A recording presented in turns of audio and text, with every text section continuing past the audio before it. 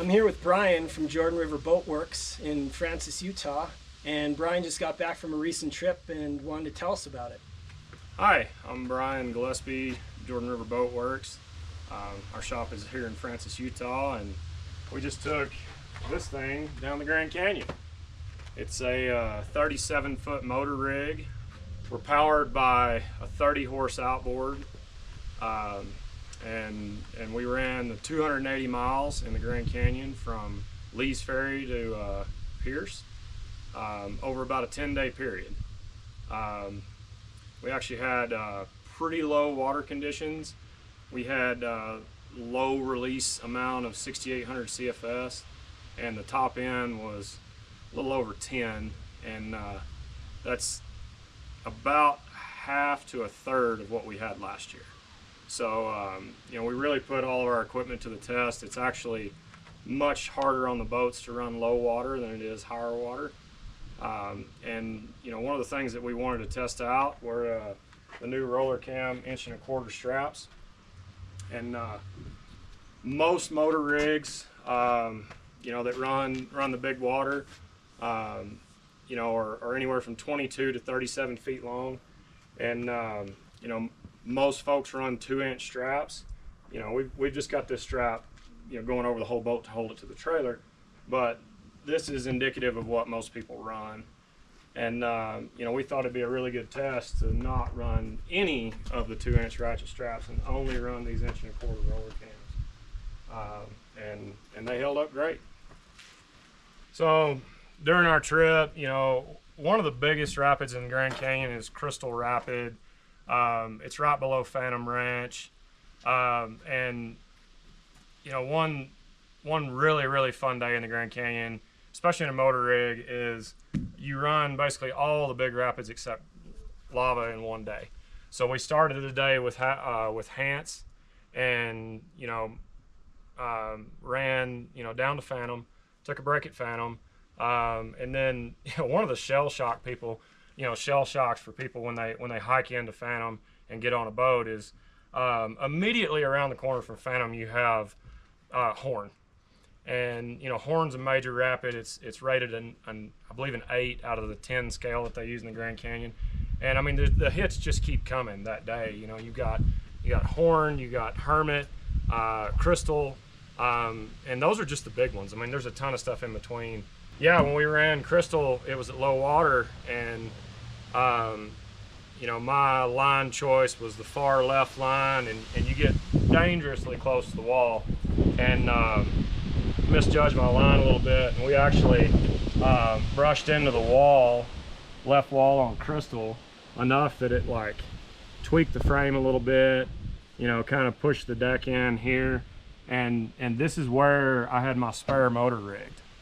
So we had the spare motor rig, with the 1.25" Rollercam straps, and I mean it hit the wall hard enough that it pushed this tube in enough to put these gouges into the frame, and it hit that Tohatsu, which is my spare running motor, over there, and it broke the cowling, broke a chunk off the top end of the motor, broke this off the lower unit, but it didn't actually break the straps. This motor got knocked off the back of the transom, even though everything was tight. We bumped a rock. You can see where there's a little bit of skeg damage down here where we bumped the rock, knocked the motor off. The motor actually swung around and hit me in the leg so hard that it broke the tiller handle off. And the only safety lanyard we were using on the motors were these 3/4 inch Rollercam straps. And I mean, I had a 150, 160 pound motor sinking behind me. The only thing that was holding on was a strap. I picked it up by the strap, and then the guy that was helping me run the boat came back here, and we both lifted it up and put the motor back in. This is called the motor well area. I had all that stuff in the motor well rigged with these 3/4 inch roller cams because you can undo them with one hand. We wrapped the straps all the way around the tube, around the inside of the frame, come up over all the inside of the framework around this top part and back. And then, you know, another thing is like any raft that you're rigging, or, you know, even like tying down straps on your car or whatever, you always want to be able to get to, you know, the buckle. Like whether it's the ratchet or the buckle or whatever it is, you want to be able to get to it. So what that means in these boats is when this thing's in the water, you know, if I have an issue with a strap, I'm going to be standing on top of this deck, and, you know, I want to be able to reach around and get this tail. So, you know, when we're on the river, we usually tuck it in there and then tie it. So, you know, you can pull it out really easily, get to it, pull it up and tighten it. Basically the way this thing's set up when we're running is this like empty space in here. We put all of our firewood on the bottom. Then we put our coolers in the boat. So this whole space from here up had 3 Canyon 150 coolers in it. And there's like a whole like science behind you know, keeping your food cold and keeping ice in coolers, you know, in over 110 degree temperatures in the Grand Canyon. So one of the big things is, you know, keeping these coolers out of the sun. So this whole section is coolers, and we've got decks that go over the top. And we put wet towels on them and put the decks over it. And then that keeps them out of the sun. You know, these 2 boxes are kind of miscellaneous storage for things like drinks or, you know, spare parts, things like that. I mean, these boxes are huge. And this is all custom made as well. Yeah, we made this box. So we put all of our kind of smaller things that we don't really want to rig or put in a bag. We put all that in here. You know, some of them like spare parts for motors and stuff like that. And then on top of this box and on top of, you know, all those aluminum boxes that go in there, you know, is where we put our soft bags. So our dry bags that have our clothes and tents, camp chairs, you know, things like that. We put all those in dry bags and then rig them across the top of this and across the top of this gear pile. So, you know, if somebody did happen to, you know, fall or stumble or whatever, they're going to hit a soft thing instead of a hard thing. So what's the history of this boat, Brian? The boat's basically, you know, 2 major components. We have the frame. You know, it's all one-piece frame. It's 20 feet long. And you custom made the frame? Yeah, we made the frame here at the shop. It's made for these tubes.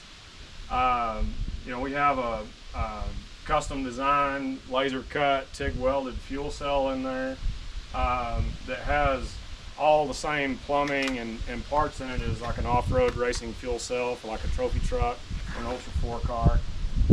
We hold about 45 gallons of fuel, and then we carry another reserve that's about 20 gallons. In the frame itself? Yeah, so the fuel tank is actually right behind the transom and goes all the way to that box. Wow. The way we constructed this frame is there's double frame rails on the bottom on each side, and then, you know, you can see we have these cross braces that are welded in. The floor is welded in. We rolled this tubing, so you know, we have a big tubing roller. We put the tubing through the rollers, and, you know, it puts this curve in the tubing, so it's curved to go around the tubes, kind of matches the radius of the tubes. And we've got all these gussets.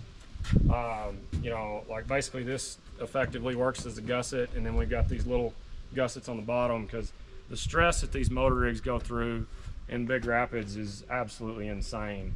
Like, there's not a lot of slow-mo footage of it, but if you can find some of the videos on YouTube, it's nuts how much things move around on these boats, especially because this boat, when we're rigged and ready to go, you know, it's somewhere around 10,000 pounds. And then you got, you know, a 37-foot lever on both sides of it. So the stress that these things go through is unreal.